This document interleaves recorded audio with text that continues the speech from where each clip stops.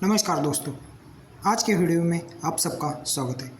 आज का वीडियो जो स्टूडेंट्स हैं या खुद पैसा अभी कमाना शुरू नहीं किया, अपने पॉकेट मनी से कुछ पैसा बचा सकते हैं, या जो ऐसे स्टूडेंट्स हैं जो पार्ट टाइम करके अपना एजुकेशन कंप्लीट कर रहे हैं, जो हर महीना कुछ ज़्यादा पैसा नहीं बचा सकते, 500 या 1000 रुपये बचा के अपने फ्यूचर के लिए एक स्मॉल इन्वेस्टमेंट कर सकते हैं। ये स्मॉल इन्वेस्टमेंट हमारा एज ज़्यादा हो उस समय हमें कितना फ़ायदा देगी, यह मैं आपको कैलकुलेशन करके बताऊंगा।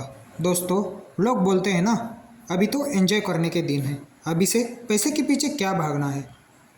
यह सिर्फ उन लोगों के लिए सूट करता है जो पहले से अमीर है। हमारे जैसे सर्वसाधारण लोगों के लिए ये बिल्कुल भी सूट नहीं करता, क्योंकि जिसके पास पैसा है उसको दुनिया सलाम करती है, उसी के पीछे दुनिया भागती है, न्यूज़ में भी उसी को ही इज्जत है। अगर किसी के पास पैसा नहीं है तो उसको समाज में बिल्कुल इज्जत नहीं है। चलो मेन मुद्दे पे आते हैं। जिनकी एज 17-18 साल है और अभी कॉलेज लाइफ शुरू है, वो अपने पॉकेट मनी से 500 या ज़्यादा से ज़्यादा 1000 रुपये बचा सकते हैं। उन लोगों के लिए म्यूचुअल फंड इन्वेस्टमेंट एक सबसे सही अपॉर्चुनिटी है। अभी से इन्वेस्टमेंट करना शुरू करोगे तो लॉन्ग टर्म में जाकर इसका बहुत ज़्यादा फायदा मिलेगा और कंपाउंड इंटरेस्ट कैसे बढ़ता है इसका पता चलेगा। हमारी स्मॉल इन्वेस्टमेंट भी बड़े लॉन्ग टर्म में हमें कितना फ़ायदा देगी यह पता चलेगा। कोई स्टूडेंट्स पार्ट टाइम जॉब करके अपना एजुकेशन पूरा कर रहा हो, वो महीने में 1000 रुपये बचा सकता है और म्यूचुअल फंड में इन्वेस्टमेंट कर सकता, तो लंबे समय में उसका पैसा कितना बनेगा ये देखो।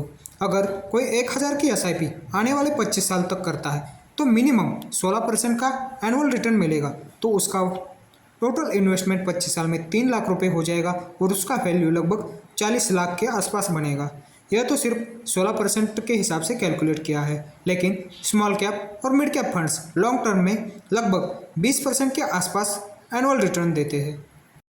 अगर किसी ने अपने बच्चे के हायर एजुकेशन के लिए जब बच्चे का जन्म हुआ उस समय 1 लाख रुपया अगर किसी स्मॉल कैप या मिड कैप कैटेगरी के फंड में डाले होते, तो उस 1 लाख रुपये का वैल्यू बच्चे का हायर एजुकेशन के समय लगभग 22 साल में 18% के एनुअल कंपाउंडिंग रिटर्न से 38 लाख बना हुआ है।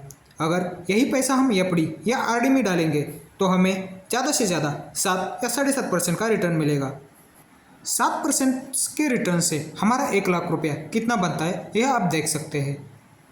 जो कंपाउंड इंटरेस्ट मिला उसमें हमारा पैसा लगभग 40 लाख के आसपास बना, और लेकिन जो एफडी या आरडी या पीपीएफ में पैसा डाला हुआ 22 लाख रुपए का वैल्यू सिर्फ 4,40,000 रुपये हुआ है। इससे आप समझ सकते हो म्यूचुअल फंड में कंपाउंड इंटरेस्ट कैसे काम करता है और हमें पैसा कहाँ इन्वेस्टमेंट करना चाहिए ये भी आप लोगों को समझ में आ रहा होगा। म्यूचुअल फंड छोड़ के बाकी सारे स्कीम हमारे देश में जितना महंगाई रेट बढ़ रहा है उसी हिसाब से रिटर्न देती है।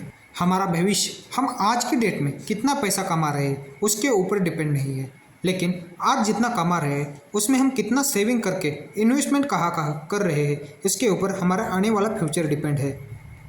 मान लो हमारे एज आज 25 साल है और हम पैसा कमा रहे हैं, लेकिन सेविंग करके सही जगह पे इन्वेस्टमेंट नहीं कर रहे, तो हमारा एज ज़्यादा होगा उस समय भी हमें काम ही करता रहना पड़ेगा।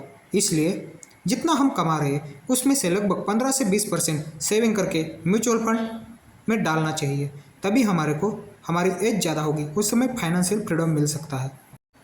अगर हम जितना मेहनत से कमा रहे हैं वही पैसा बैंक में जाकर एफडी आरडी या पीपीएफ में डालेंगे तो हमें कोई ज़्यादा रिटर्न नहीं मिलेगा, हम गरीब के गरीब ही। आज के वीडियो में बस इतना ही, धन्यवाद।